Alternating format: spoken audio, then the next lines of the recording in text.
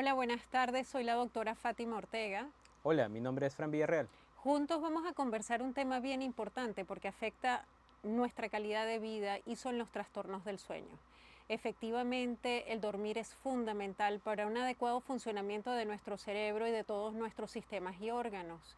Y lamentablemente vemos cómo cada vez más las personas dejan de dormir suficiente y estas horas no son recuperables. Y es por eso que nos preguntamos, ¿es necesario dormir? Definitivamente pasamos más de un tercio de nuestra vida durmiendo, aproximadamente 25 a 30 años. Y es que a través del sueño nosotros podemos establecer una adecuada salud mental y además una adecuada salud física que nos permite restaurarnos para tener un buen desempeño durante el día. Y es que a pesar de que podamos considerar que el sueño es una condición donde estamos inactivos, es todo lo contrario. Nuestro cerebro y todos nuestros sistemas biológicos están en constante funcionamiento, que es lo que nos va a permitir, por ejemplo, el cerebro establecer la memoria, eliminar toda aquella información que no le es importante, guardar y ordenar la información que sí lo es, restaurar cada una de nuestras células. Se generan descargas hormonales para un adecuado funcionamiento de todos nuestros órganos y sistemas y además recargamos energía para tener un adecuado despertar. Ciertamente, muchas personas piensan que el sueño es solamente un estado de quiescencia, es decir, todo se duerme, todo se apaga. Eso no es tan cierto. Fátima nos ha explicado muy bien que existen muchísimas funciones biológicas que reparan cerebro, endotelio, corazón, funciones metabólicas y demás. Pero, ¿cuándo digo que yo he tenido un buen sueño? ¿Cómo califico un buen sueño? Bueno, lo vamos a ver en la diapositiva. Un buen sueño tiene que ser nocturno. El sueño nocturno de ninguna manera va a ser reemplazado por siestas en el día. Debe durar de 7 a 9 horas en adultos, pero esta variación depende de la edad. Un neonato puede dormir 20 horas y un adulto mayor quizá 6.5 horas sean suficientes. Es importante también decir que debe ser continuo. Se permite al menos un despertar y un despertar breve durante la noche se considera habitualmente normal. Además, debemos fácilmente poder despertar y el sueño debe sentirse reparador. Es decir, durante el día no debo tener ganas de dormir o, si mi cultura lo dice así, tomar una siesta breve. Es importante que nos hagamos una pregunta para saber si realmente estamos conformes con nuestro sueño. ¿Me siento descansado al levantarme? Si la respuesta es sí, tu sueño ha sido adecuado. Y si la respuesta es no, es posible que tengas alguna enfermedad del sueño. Y precisamente en busca de estas enfermedades y de tratar de identificarlas, tenemos grupos importantes como por ejemplo el insomnio, que es aquella dificultad para conciliar el sueño, para quedarnos dormido, para mantener un sueño reparador y además no nos permite tener un buen o un adecuado despertar. Aproximadamente el 40% de la población mundial padece de insomnio según la Organización Mundial de la Salud y esto es cada vez más prevalente. De hecho, en el Perú se hizo un estudio por el Ministerio de Salud en donde post pandemia esta incidencia ha aumentado incluso a afectar el 50% de la población general. Por otro lado, existen trastornos respiratorios del sueño que se caracterizan por producirse paradas respiratorias durante la noche y estas paradas condicionan a desaturación nocturna, es decir, baja el oxígeno en la sangre y se llama apnea obstructiva del sueño, condición asociada con frecuencia al ronquido. Por eso ven la figura en la diapositiva donde el acompañante de la cama se está tapando los oídos porque su amigo está roncando, ¿no? Su compañero está roncando. Afecta fundamentalmente a hombres. 20% de la población puede sufrir de apnea obstructiva del sueño leve, pero es bien importante que aproximadamente un 80% de la población no se diagnostica y esto porque en ocasiones consideramos como normal o normalizamos el ronquido. De hecho, es causa jocosa de burla entre los compañeros, la familia y la pareja. Bien, también tenemos algún bloque de enfermedades que son las parasomnias. Las parasomnias es un grupo de enfermedades del sueño que se caracterizan por conductas extrañas, extravagantes durante el sueño. Tenemos, por ejemplo, el sonambulismo. El sonambulismo, como lo vamos a ver en la siguiente diapositiva, Afecta principalmente a la población infantil. Esto no quiere decir que no hayan adultos con sonambulismo, pero es mucho más frecuente en niños. Esto afecta un 15% de niños entre 3 y 15 años. Las pesadillas, el trastorno por pesadillas son pesadillas recurrentes, ¿no? Que despiertan mucho de las noches, son vividas como reales y los niños expresan mucho temor a dormir. Entonces, cuando este trastorno, que no es solo una pesadilla, sino pesadillas recurrentes, puede ocurrir hasta en 50% de niños de 3 a 5 años. Es muy frecuente y están asociadas también al temor a la oscuridad. Tenemos también los terrores nocturnos, que pueden ocurrir hasta en un 5% de niños de 3 a 4 años. Un terror nocturno es una situación en la cual el niño sigue dormido, no es consciente de lo que ha sucedido, no lo recuerda, pero durante la noche expresa terror. Grita, verbaliza el terror y además su rostro expresa temor. Los padres viven esta experiencia de una manera muy preocupada y piensan que esto es una enfermedad grave. Sin embargo, habitualmente termina siendo solamente de manejo conservador y suele pasar, es decir, es pasajera. También existe otra parasomnia, que son las parálisis del despertar. Las parálisis del despertar son situaciones culturalmente muy arraigadas, ¿no? Entonces, por ejemplo, le llaman a esto como que se me subió el muerto en algunas culturas. Esto es básicamente el hecho de que cuando me despierto, abro los ojos, aparentemente estoy despierto, soy consciente de lo que está a mi alrededor, pero no puedo moverme. Esto es un problema de regulación en la cual, a pesar de ya estar despierto, aún tengo manifestación física de sueño REM y por eso manifiesto esta presentación de parálisis del despertar.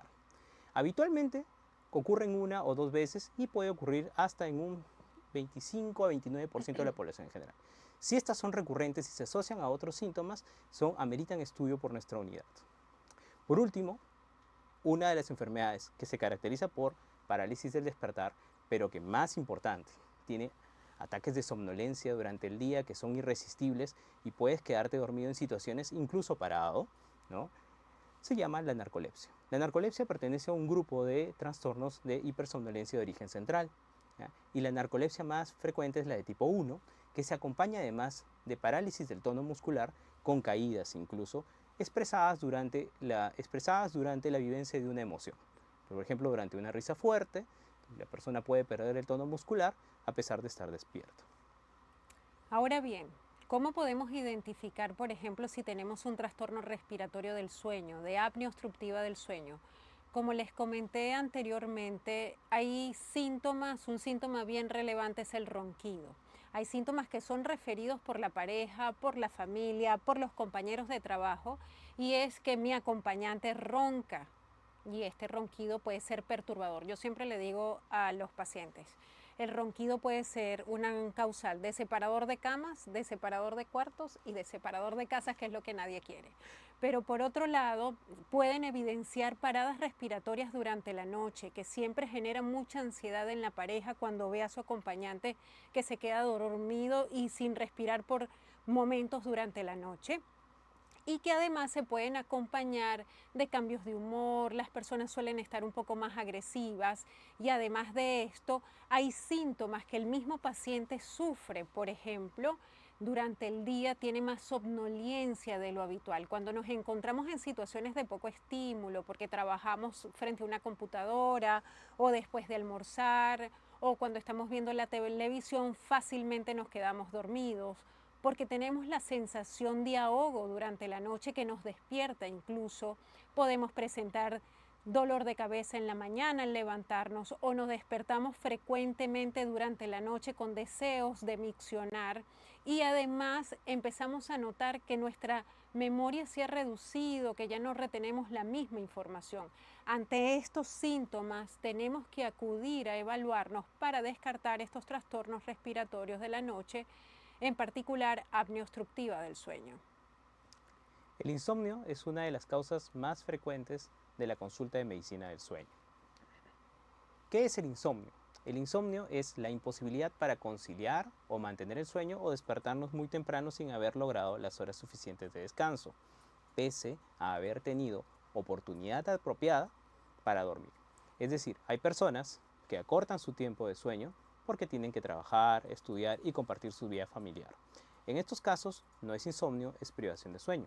Pero sí es insomnio cuando, a pesar de tener el tiempo, la tranquilidad, una habitación tranquila y relajada, tú padeces además de poder empezar, mantener o despertar muy temprano. Entonces puedes tener insomnio. Pero el insomnio no es solo un día. ¿Cuál es el tiempo que dura según las academias de sueño? Pues es al menos 3 meses. 50% de las noches deben estar ocupadas por insomnio y entonces en este caso diagnosticamos insomnio crónico. Existen otras formas de presentación de insomnio como un insomnio agudo entre 2 y 4 semanas o un insomnio subagudo entre 1 mes y 3 meses.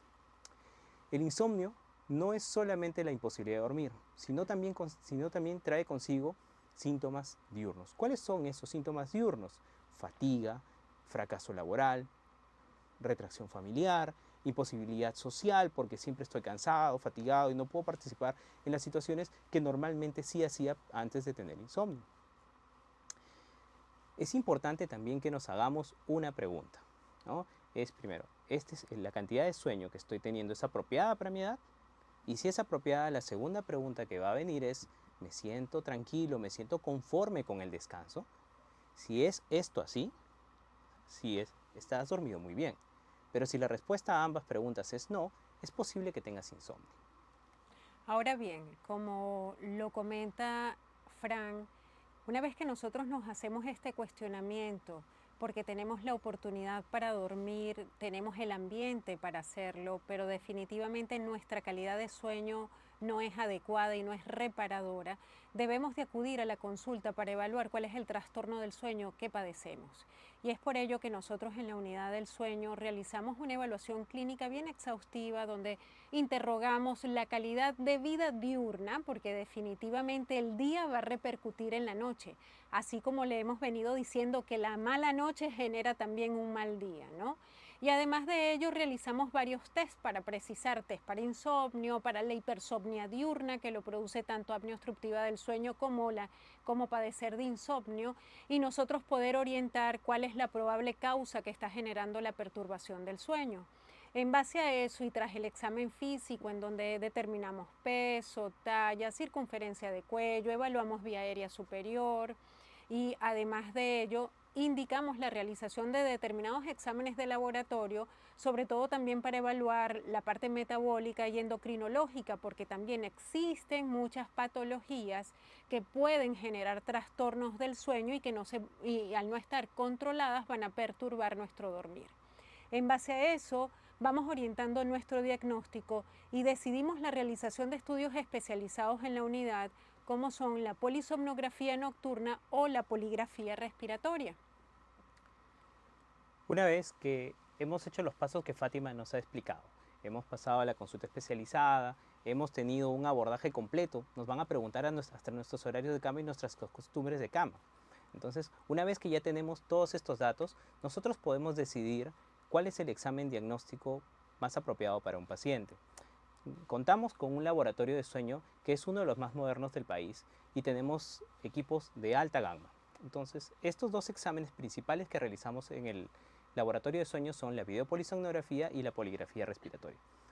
Cada uno de estos dos exámenes son de alta confiabilidad y solamente los diferencia la evaluación previa. Si mi evaluación previa dice que yo tengo una posibilidad alta de padecer de apnea del sueño y no tengo unas comorbilidades severas, soy candidato a un examen rápido, a un examen ágil, a un examen que se hace en mi casa, que se llama poligrafía respiratoria. Este equipo lo llevo a mi casa, duermo en la comodidad de mi cama y puedo reflejar si tengo o no tengo apnea del sueño. Pero también tenemos la videopolisomnografía, que es un examen más completo, pero se realiza en el laboratorio de sueño. El paciente pasa toda la noche con diferentes monitores que todos se integran en un programa informático y nos permite estudiar trastornos del sueño e investigar causas en, por ejemplo, insomnios que no han mejorado con tratamiento habitual, en sospechas de apneas del sueño cuando esta sospecha es muy baja o tiene demasiadas comorbilidades, o para poblaciones especiales. Como ven en la diapositiva está la foto de cómo es la cama de nuestro laboratorio del sueño. justo ahí hacemos la polisomnografía y como les comenta Fran, realizamos un registro electroencefalográfico además de las variables respiratorias. Eso nos permite establecer y aclarar muchos diagnósticos. Entonces es importante, tras la evaluación en la unidad, decidir cuál es la mejor alternativa para tener un diagnóstico más preciso. Una vez que establecemos este diagnóstico, nos vamos a la parte de tratamiento. Y es fundamental una frase que yo me imagino que de manera recurrente escuchan, que es higiene del sueño. ¿Qué es la higiene del sueño? Realmente son todas estas medidas que lo vamos a conversar ahorita, que me van a permitir a mí organizar mi día para yo tener un buen dormir. Y ya lo vamos a ver más adelante. En base a eso, esa es la primera herramienta de tratamiento. Vamos a decidir también, de acuerdo al diagnóstico, si necesitamos algún tipo de medicación, de fármacos que me ayude a mí conciliar el sueño, a mantener un sueño reparador. Y además decidimos, de acuerdo al diagnóstico, si ameritamos algún tipo de dispositivo para dormir. Esto sobre todo en pacientes con apnea obstructiva del sueño. Podemos utilizar dispositivos de avance mandibular o un dispositivo que se llama CPAP que corrige la enfermedad, corrige el ronquido y que me permite lograr un sueño reparador. Y en algunos casos puntuales podemos hablar de las cirugías. Por ejemplo, en pacientes con obesidad mórbida que se asocian a trastornos respiratorios del dormir, podemos plantear la cirugía bariátrica o, por ejemplo, en pacientes que tienen problemas respiratorios en vía aérea superior, se realiza por otorrino la cirugía multinivel. Son casos puntuales en donde podemos establecer la cirugía como una alternativa de tratamiento. Y esta diapositiva es bien importante porque era lo que les comentaba de higiene del sueño. ¿Qué es realmente la higiene del sueño? Son todas estas herramientas, esto es hecho por la sociedad, les mostramos los 10 tips de la Sociedad Mundial del Sueño, que son las herramientas que utilizamos para lograr un buen dormir. Entonces aquí como cuando los que hemos sido padres hacemos un esquema de nuestros chicos para que logren dormir toda la noche, se refiere a tener un horario fijo para dormir y para despertar, a realizar actividad física, sobre todo antes de las 4 de la tarde, a tener una alimentación adecuada, evitando todos los estimulantes, café, té, Coca-Cola, chocolate, reducir el azúcar, hacer ejercicios de relajación que nos permitan lograr conciliar el sueño y dormir mucho mejor. Todas estas herramientas son las que utilizamos y es lo que se denomina higiene del sueño para lograr un sueño adecuado y reparador. Y es por ello que precisamente en celebración del Día Mundial del Sueño, que es este próximo 15 de marzo, los vamos a invitar y seguimos realizando actividades como las que le va a hablar Fran a continuación. El 15 de marzo, que es el viernes de la siguiente semana, tenemos el Día Mundial del Sueño. Todas las sociedades mundiales de medicina del sueño lo celebran no tanto solamente a manera de celebración, sino a manera de recordatorio de que el sueño cada vez es más importante. Progresivamente la medicina ha ido implementando a la medicina del sueño como uno de los grandes baluartes para preservar la salud total. Entonces, nosotros queremos sumarnos a esta iniciativa de promoción de sueño saludable y para eso hemos preparado una charla para ustedes el sábado 16 de marzo. Se va a realizar de 8:30 a 11:30 en el auditorio de la Clínica Ricardo Palma.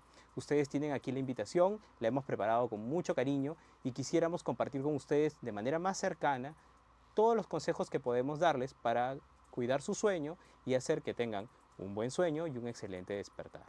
Y de hecho también vamos a contar con la participación de una psicólogo, de la nutricionista e incluso vamos a hacer ejercicios respiratorios para lograr este fin que es dormir mejor, ¿no? Ahora bien, esperamos que esta charla haya sido de su total agrado, que hayamos podido despejar dudas y vamos ahora a pasar a las preguntas para terminar de aclarar todas esas dudas que se le pueden presentar. Por ejemplo, un síntoma importante que les habíamos comentado es el ronquido. Entonces, ¿cuándo el ronquido es normal?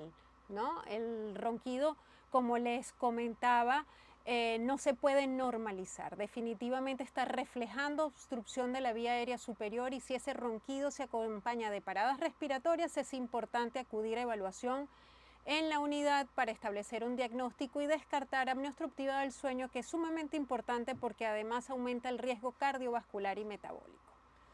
Bien, Tenemos una tenemos pregunta. nuestra pregunta. Doctores, gracias por su ponencia. ¿El insomnio puede tener cura? He probado pastillas, gomitas, pero sigo con este problema. Bueno, es básicamente la definición de insomnio crónico. Sí, tiene cura. Es un tratamiento que va individualizado.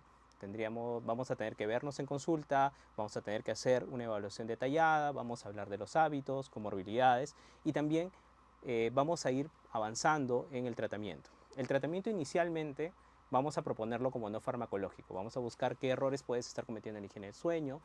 Vamos a ver qué errores también han hecho que ese insomnio, que probablemente fue agudo, se ha ido perennizando. Entonces vamos a aplicar todo lo que podemos encontrar en tu historia médica para poder ayudarte. Y obviamente también, si es que necesitas algún examen, lo tendremos que realizar. Además es importante saber que la persona que padece de insomnio llega un momento en que teme dormir, no quiere llegar a la hora de dormir, y por ello es importante que establezcamos la causa real del insomnio para poder dar tratamiento adecuado, pero definitivamente es controlable. Yo creo que ese es el concepto más importante. Otra de las preguntas, aquí alguien nos comenta, hace 20 años sufro de insomnio a causa del trabajo y me medicaba para dormir, pero aún así se me era difícil. Desde el año pasado sufro de ansiedad y estoy medicado, pero aún así no logro conciliar el sueño. ¿Qué puedo hacer?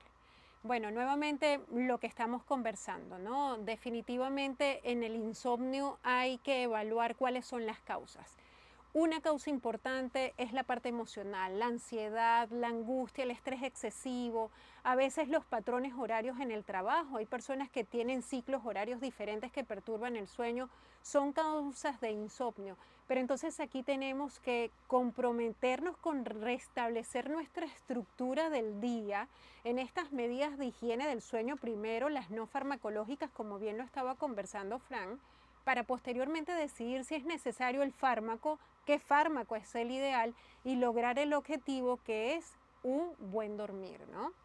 En respecto a esa pregunta, es importante lo que dices, ¿no? La ansiedad, la depresión, que son enfermedades que suelen acompañarse de insomnio, no necesariamente el tratamiento exitoso garantiza un sueño exitoso, ¿no? Se ha demostrado que más o menos un tercio de pacientes con ansiedad siguen teniendo la ansiedad durante la noche y esta no está siendo tratada. Entonces, el tratamiento, como bien se menciona, vamos a tener que individualizarlo. Esto es un tratamiento conjunto, no puede ser un tratamiento individual, sino más bien va a haber un grupo de trabajo al respecto donde tenemos que trabajar el médico de medicina del sueño, tu psiquiatra, la psicología, para ayudarte a mejorar el trastorno del sueño. Muchas veces es fácil encontrar la causa, como bien se ha dicho, como bien lo dice Fátima, el principal factor a vencer es el miedo a la cama. Y eso es lo que tenemos que trabajar e irlo consiguiendo poco a poco. Tenemos otra pregunta. Tomo una pastilla para dormir, duermo 5 o 6 horas, ¿este descanso es reparador o trae implicancias posteriores? Bien, tenemos que decir cuánto es la duración normal del sueño. La duración normal del sueño para adultos promedio estamos entre 7 a 9 horas, en primer lugar. En segundo lugar, debe ser continuo, ¿no? Si a pesar de tomar medicación para ello no estás logrando conciliar adecuadamente el sueño, y previamente a esto lo que te llevó a tomar las pastillas es básicamente el diagnóstico de insomnio. Entonces, las implicancias de la privación de sueño, dormir menos, van desde implicancias agudas, como por ejemplo estar menos concentrado o tener cambios de humor en el día, pero también van con implicancias crónicas. ¿Cuáles son ellas? Básicamente, la enfermedad cardiovascular, un mayor riesgo de enfermedades neurodegenerativas y enfermedades metabólicas. Entonces aquí también, para complementar lo que comenta Frank, es importante saber y hacernos las preguntas que él incluso nos dijo. ¿Realmente me despierto descansado? ¿Este sueño ha sido reparador? Eso es lo que también tenemos que preguntarnos, ¿no? Porque pragmáticamente nosotros no podemos tampoco establecer un número de horas. El sueño es cantidad y es calidad y es lo que tenemos que evaluar. Y por eso, si duermes 5 a 6 horas, pero te levantas despejado, con energía, entonces este sueño es reparador definitivamente. Hay personas que duermen 12 horas y su sueño es terrible, se levantan cansadísimos, con mucha somnolencia en el día. Entonces, no es nada más quedarnos en un número de horas de sueño, sino también establecer la calidad del sueño.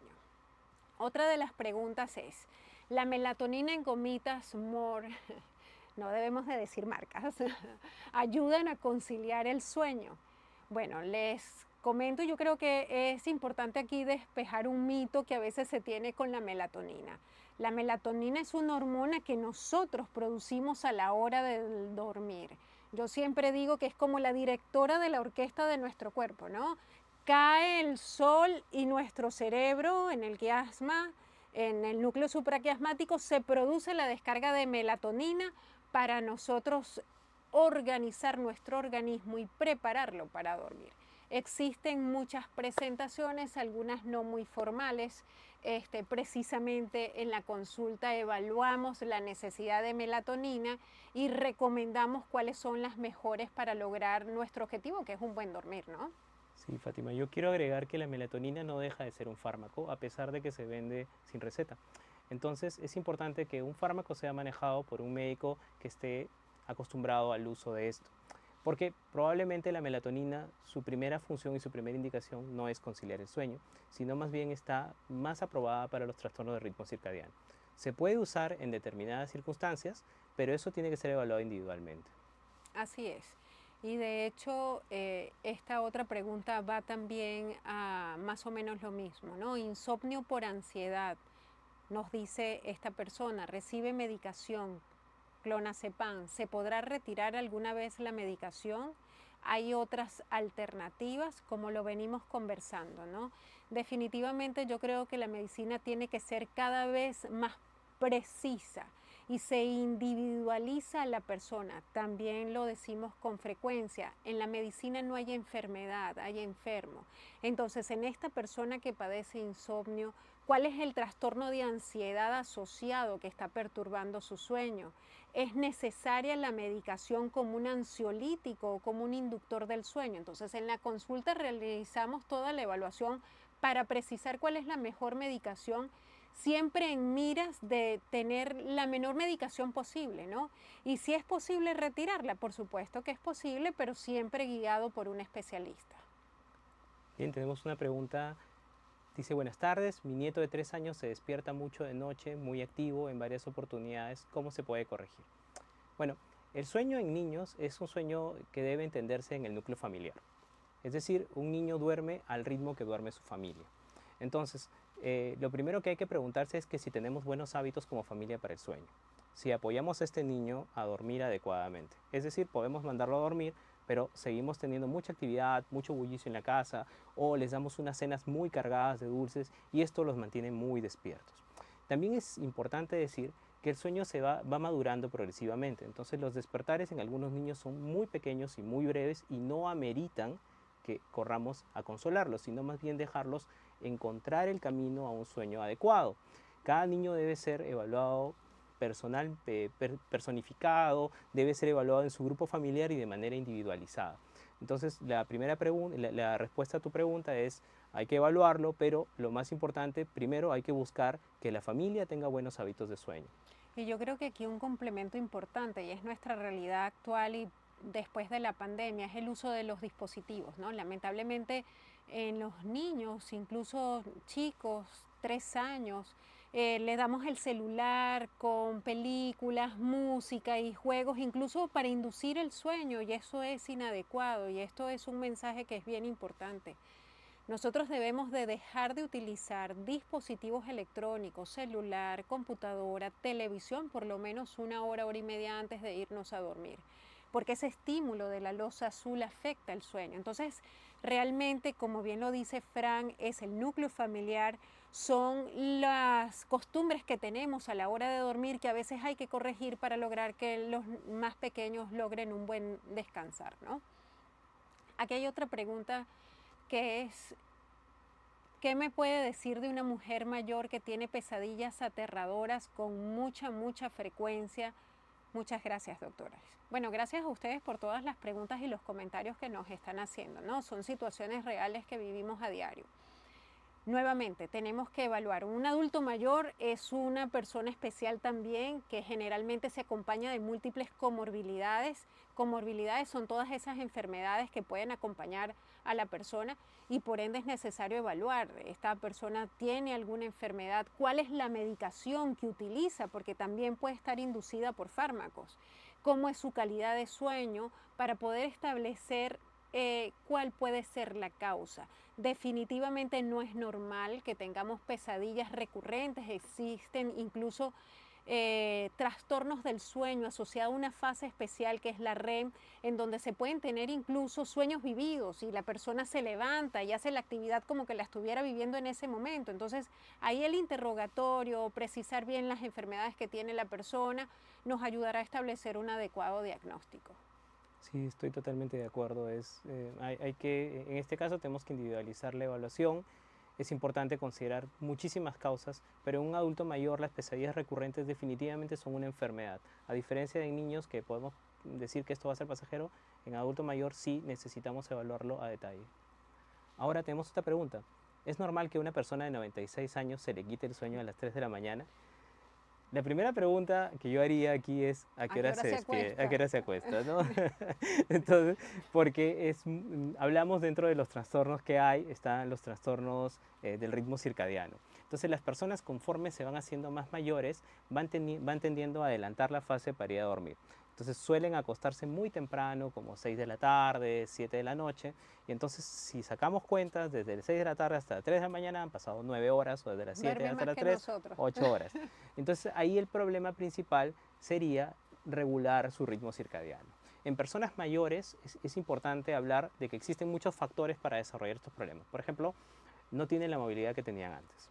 Pueden tener privaciones sensoriales, ceguera, disminución de la audición, y también tienen menos sociabilidad. Esto favorece que siempre estén durmiendo de a poquitos, que tomen siestas, o prefieran estar en lugares oscuros en lugar de lugares iluminados. Entonces esto es muy frecuente ver en la consulta. Nuevamente, siempre reforzamos esto. Es importante la evaluación personalizada, pero en este caso yo iría preguntándome estas cosas antes de llegar al consultorio.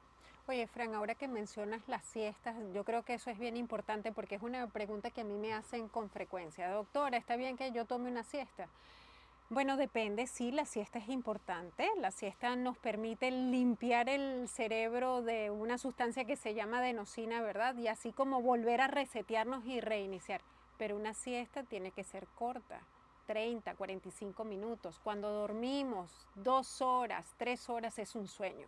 Es un Y ciclo. ese sueño resta nuestra calidad de sueño nocturno. Entonces, a veces estas siestas que son muy prolongadas, que culturalmente, incluso después de almorzar, las personas que tienen la oportunidad van a dormir y se acuestan 2 de la tarde y se levantan 6 de la tarde, pues va a afectar definitivamente su calidad de sueño nocturno, ¿no? Sí, la siesta es básicamente un tema bastante cultural. Depende de algunas culturas, algunas costumbres sociales, en algunos determinados sitios, especialmente en sitios donde hace mucho calor, la siesta suele tomarse. No es mandatoria, pero sí es reparadora. Mientras más cortita sea, mejor. Ya. Otra pregunta que tenemos Creo que es para responder. Generalmente 5 de la mañana me despierto y no logro conciliar el sueño. Bueno, aquí como venimos conversando, es importante saber a qué hora nos acostamos, cómo es nuestro patrón del sueño, nuestros hábitos antes de dormir. El ambiente en el que dormimos también es importante y esto forma parte también de la higiene del sueño. O sea, en el sitio en donde yo voy a dormir tiene que ser un sitio agradable, limpio, sin estar cargado de muchas cosas, que no tenga yo problemas personales, laborales que esté perturbando mi sueño. Y esto también es algo bien importante, que es, por ejemplo, muchas parejas que se juntan en la noche, porque es cuando logran verse después del trabajo, empiezan a discutir problemas, a conversar en buen término, ¿no? El discutir problemas económicos, familiares, de la escolaridad en la noche. Entonces esta carga de estrés hace que no durmamos bien, porque nos quedamos en esta línea de pensamiento de un problema que yo tengo que tratar de resolver. Entonces, como ven, definitivamente tenemos que organizar nuestro día y nuestro patrón diurno para lograr un adecuado descanso. un dato curioso en las parejas es el cronotipo, ¿no? El cronotipo es más o menos a qué hora te acuestas y a qué hora te levantas siempre, y hay algunos que lo hacen más temprano, y hay algunos que lo hacen más tarde, y otros en un horario socialmente aceptable. Las parejas en cronotipos son bastante disparejas. Sí, sí, definitivamente. Hay unos que son unos búhos, que son los que duran hasta la madrugada y se acuestan a esa hora. Y habemos las alondras que nos acostamos temprano. Entonces tenemos que tratar de conciliar y Exacto. lograr establecer un horario, porque por ejemplo, si mi pareja se acuesta tarde, yo me acuesto a dormir y él está viendo Sí. televisión toda la noche, eso es un perturbador del sueño para mí y además ronca, entonces imagínate. Sí. Al menos el tele tiene que salir de esa habitación. Sí, es así. Después de superar el COVID y el dengue, que los tuve juntos, me dejó como regalito el insomnio, ya que duermo solo 3 a 4 horas y tengo 63 años. Esto es muy importante porque te agradezco la pregunta porque esta pregunta me permite ilustrar una de las teorías más aceptadas para explicar el insomnio, que es la teoría de las 3P. Entonces son factores predisponentes, que generalmente son tener familiares con insomnio también, tener una predisposición genética a hacerlo, o tener una actividad que me predisponga al insomnio. Factores precipitantes, que en este caso fueron el dengue y el COVID, y factores perpetuantes. Estos factores perpetuantes son qué hice para manejar el insomnio y qué hice mal. Entonces, generalmente, ¿qué hago para manejar el insomnio? Me dedico a ver televisión, a utilizar pantallas hasta conciliar el sueño. Muchos dejan el televisor encendido, programado para apagarse y quedarse dormidos. Pero este tipo de adaptaciones terminan siendo peores que la enfermedad y hacen que el insomnio se perenice. Entonces, lo más importante es revisar lo que hemos dicho acerca de la higiene del sueño y ver hasta dónde estoy cometiendo errores, que generalmente el error más frecuente es tratar de esperar al sueño en la cama. Sí, Entonces, uno definitivamente. debe ir al sueño, uno debe ir a la cama cuando ya está con sueño. Pero si uno trata de pelear con el insomnio en la cama, va a perder la pelea y cada vez va a dormir menos y va a esperar más para dormir. Pero también es importante mencionar que definitivamente muchas condiciones médicas, COVID, y eso lo aprendimos en el post-COVID, por ejemplo, por la sensación de ansiedad que generó, también depende de la severidad de la enfermedad que hizo cada persona. Dengue, que es una enfermedad que genera tanta fiebre y malestar, que perturban la calidad del sueño, hace que nuestro dormir durante esa fase de enfermedad haya sido perturbada y eso se perpetúa en el tiempo. Pacientes que padecen de cáncer, por ejemplo, de otras enfermedades, suelen tener perturbaciones del sueño. Entonces sí, siempre a veces tras estos episodios de enfermedades agudas como COVID, dengue, etcétera, podemos tener perturbaciones del sueño que hay que corregir. Aquí hay otra pregunta bien importante que es, ¿el apnea del sueño se trata solo con el uso de CPAP o existe otro tratamiento? Entonces aquí es importante primero establecer la severidad de la enfermedad. Y esa severidad de la enfermedad se establece a través, además del interrogatorio, test que realizamos con el estudio polisomnográfico. Bien, la polisomnografía nocturna, como bien lo comentó Fran durante la exposición, o con la poligrafía respiratoria. Dependiendo de la severidad y de la presencia o no de otras enfermedades, decidimos si el CPAP va a ser la mejor alternativa de tratamiento. Entendiendo que si bien el CPAP es el gol estándar de tratamiento, existen otros dispositivos como el dispositivo de avance mandibular, el dispositivo posicional que pudiéramos utilizarlo en el caso de, por ejemplo, pacientes con apnea leve para corregir la enfermedad. Sí, el apnea obstructiva del sueño es una enfermedad con múltiples factores. Entonces es importante la individualización del tratamiento. Como bien lo ha dicho Fátima, depende de la gravedad, depende de los factores asociados, de las comorbilidades. Y sí, el CPAP es uno de los tratamientos más aceptados y con mejor eficiencia, pero esto no quiere decir que, que todos los pacientes deban usarlo. Tenemos otra pregunta. Doctores, buenas noches. Yo siento que mi mamá sufre de apnea del sueño porque a veces no le escucho respirar cuando duerme. ¿Cuál es el examen que podría verificar ello? ¿Hacen estas pruebas en casa? Bien, lo comentamos un poco y lo hemos reforzado con Fátima. Lo más importante, además de lo que siente el paciente, es lo que dice la persona que acompaña, el compañero de cama. Si usted ya ha escuchado pausas respiratorias prolongadas durante la noche, hay ronquido, y a eso se suma o no somnolencia diurna, es muy posible que tenga apnea obstructiva del sueño. Los exámenes sí pueden hacerse en casa o pueden hacerse en el laboratorio. Sin embargo, esto pasa por una evaluación individualizada. Entonces, si esta evaluación en el consultorio nos dice que es tributario de una prueba como poligrafía respiratoria domiciliaria, que va a llevarse a la casa, entonces va a ser tributario de ello y se puede hacer el diagnóstico. Si en cambio la evaluación nos sugiere que se va a beneficiar más de un estudio como la polisomnografía nocturna, que es una videopolisomnografía nocturna, entonces también se le indicaremos. Es importante también decir que luego del diagnóstico vendrá el tratamiento, ¿no? Así es. Y la primera parte del tratamiento es buscar si aplicas o no aplicas para ser tributario de un CPAP. Esto lo hacemos en domicilio también. Tenemos pruebas para hacer tolerancia CPAP, que son titulaciones domiciliarias en el domicilio del paciente. También es importante mencionar que no toda parada respiratoria nocturna es apnea del sueño, apnea obstructiva del sueño. Por ejemplo, cuando me dices mi mamá, uno supone que es un adulto mayor, si tiene enfermedad cardiovascular, existen otro tipo de apneas que también hay que evaluar y que pueden generar estas paradas respiratorias. Y es por ello que es tan importante la evaluación clínica. O sea, la medicina siempre tiene que ser así. Lo primero es un interrogatorio, es un examen físico exhaustivo para posteriormente decidir cuál es la prueba diagnóstica más rendidora en el caso de cada paciente, ¿no? Otra de las preguntas y comentarios dice, buenas tardes, ¿a qué se debe que una persona duerma por lo general 4 o 5 horas cada noche y al día siguiente está normal, no tiene sueño ni malestar? Bueno, como lo comentábamos, si bien es cierto, se establecen patrones de horario, horarios ideales para cumplir de sueño de acuerdo a la edad, cada persona es totalmente diferente, ¿no? Sí. Y de eso se trata la medicina.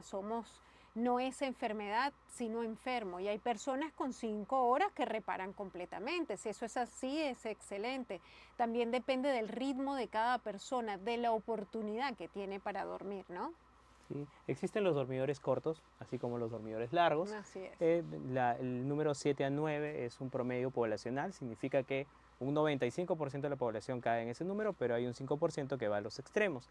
También es importante decirles que muchas personas dicen, no, si yo no siento nada, yo estoy muy bien, durmiendo 4 horas, pero realmente lo único que están haciendo es resistiendo por la necesidad. Entonces, siempre hay que hacernos la pregunta, ¿estoy realmente descansado o no?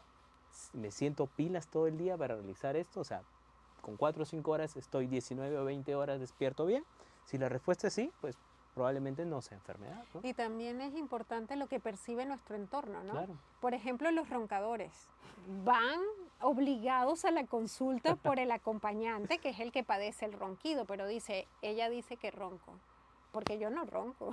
Oh. Y la realidad es que sí, entonces puede ser que digamos que estamos perfectos, pero el que está a nuestro alrededor nos ve dormirnos con mucha frecuencia y facilidad y nosotros no lo percibimos. Entonces siempre es importante saber qué dice nuestro entorno, ¿no? Nuestro entorno más cercano, familiares, nuestros amigos. Aquí tenemos otra pregunta. ¿Cuánto tiempo se recomienda dejar el celular antes de dormir? A veces tengo sueño, pero contesto un mensaje o estoy en TikTok y se me va el sueño y al día siguiente estoy muy cansado. Bien, las normas de higiene de sueño nos exigen que por lo menos 1 hora antes nos desconectemos de los dispositivos audiovisuales, 1 hora antes de la hora prevista para dormir. O sea, no se vale que apago el celular y en 1 hora me duermo, eso no. O sea, yo tengo que tener un horario más o menos claro. La medicina del sueño se basa mucho en los horarios, en establecer pautas y que estas pausas sean más o menos fijas para que nos permitan tener una conducta de sueño adecuada. Entonces, la idea es, por ejemplo, si estoy entre 10 y 11 de irme a dormir, entre 9 y 10 debo apagar los dispositivos audiovisuales. Y durante esa hora vamos diseñando algunas estrategias que nos ayuden a dormir, es decir, tener una rutina de sueño, una rutina de cama previa, ¿no? Entonces, eso es muy importante, por ejemplo. Y también es importante decir que todas estas actividades se hacen fuera de la cama. No dentro de la cama, porque hacer esto dentro de la cama simplemente prolonga más la espera para dormir. La cama es para dormir y para compartir con la pareja, nada más. No se come, no se ve teléfono, no se ve la televisión, solo dormimos en ella. Entonces tenemos que leer en un asiento, en un sillón, salirnos incluso de la habitación, ¿no? Aquí hay otro comentario. ¿Qué debemos hacer para tener un buen sueño? Bueno, como lo estamos comentando, definitivamente estas herramientas de nosotros poder organizarnos y tener un adecuado día y orden bien estricto, bien preciso, nos va a permitir un buen dormir. Y es por ello que también los invitamos a la actividad del sábado 16, que precisamente Vamos a conversar de manera dinámica sobre estas medidas de higiene del sueño, ¿no? Para nosotros poder lograr conciliar un adecuado dormir. Es importante que asistan a la charla, que nos acompañen, va a ser muy amena. Vamos a hablar un poquito, pasar de la teoría a la práctica. Porque cuando hemos escuchado el decálogo de higiene del sueño, a veces dicen yo cumplo todo. Pero cuando vamos a los detalles, generalmente nadie pasa el examen del decálogo de higiene del sueño. Es así. Entonces los invitamos, hemos preparado esto con mucho cariño, los esperamos, que queremos compartir con ustedes en persona y poder celebrar con ustedes el Día Mundial del Sueño. ¿Tenemos otra pregunta? Tienes que ver... Tiene que ver lo que Ajá. como con mi sueño. ¿De qué forma? ¿Qué pueden decir de los energizantes? Muy bien, es una pregunta Excelente. excelente. Bien, mire, en general se recomienda tener una comida breve, una comida pequeña, con no muchos colorantes, no muchos saborizantes, menos picante, y que esta cena se ocurra entre 3 a 4 horas antes de la hora pactada para dormir. Hay que entenderlo de breve, ¿no? Porque a veces decimos una comida breve y yo me Rapidita. como el trozo de chocolate sublime entero para dormir y esto no Exacto. está bien. Entonces tenemos que bajar la carga de azúcar. La cena tiene que ser ligera, sin azúcar, sin energizantes. O sea, todos los estimulantes, café, chocolate, té y todos sus derivados, porque a veces nos tomamos el tecito para dormir y el tecito tiene teína que también estimula nuestro sistema nervioso, entonces debemos de dejarlos para el día y en la noche tomar una infusión, comer una cena ligera. Una cosa importante también, evitar el tabaco, ¿ya? Y evitar las comidas con, como ya lo hemos dicho, el chocolate con mucho dulce. ¿Ya? Las comidas con alto contenido de azúcares o de carbohidratos fácilmente digeribles nos van a traer consigo una activación. Entonces es importante olvidarnos de ello. Y eso 3 a 4 horas antes de dormir. Tenemos la última pregunta. ¿Es adecuado medicamentos como dormidina, doxilamina o soñodor, difenhidramina para el insomnio ocasional como tratamiento inicial? Bueno, miren, aquí es importante también que veamos la definición de insomnio. Como ya habíamos dicho, la definición de insomnio son 3 meses, 50% del tiempo. Entonces, recurrir a una medicina por una noche mala no parece la mejor idea, ¿no? Recordemos que el cuerpo es sabio, ¿no? Entonces la regulación de nuestro cuerpo nos va a hacer dormir después de una mala noche. Entonces, para un insomnio ocasional, lo primero que debemos hacer es preguntarnos qué hicimos mal para dormir y qué nos condujo al insomnio. A veces puede haber sido un mal día en el trabajo, mucho estrés, o también quizá hicimos algún desarreglo, ¿no? Por ejemplo, como la pregunta anterior, comimos algo en exceso, tomamos una taza de café fuera de hora, y eso nos condujo a una noche, a una mala noche. Pero eso no hace el diagnóstico de insomnio.